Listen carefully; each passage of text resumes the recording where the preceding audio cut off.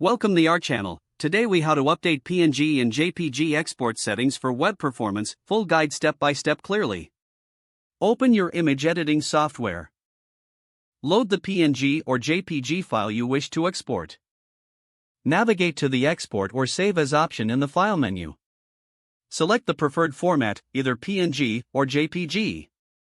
For PNG export, choose the web or optimized preset if available. Adjust the compression settings for PNG files, aiming for a balance between quality and file size. Ensure that the color mode is set to RGB for web compatibility. If exporting as JPG, select the quality setting.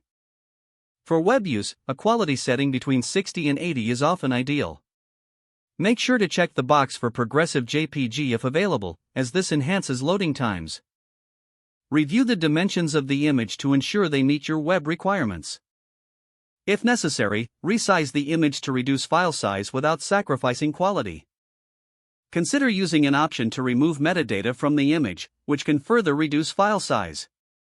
Before exporting, double-check all settings to ensure optimal web performance.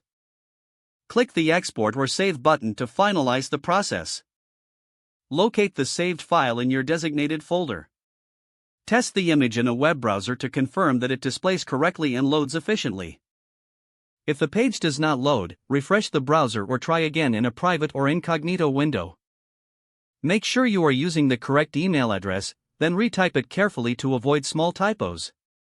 If your password is not accepted, use the reset option and create a new strong password you can remember.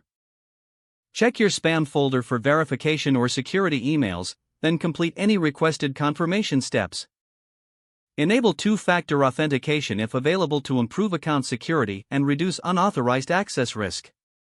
After signing in, review your profile details so your contact information and settings are accurate and current. If you see an error message, note it down and try again after restarting your device and internet connection. Log out when you finish, especially on shared devices, to keep your account and payment information secure.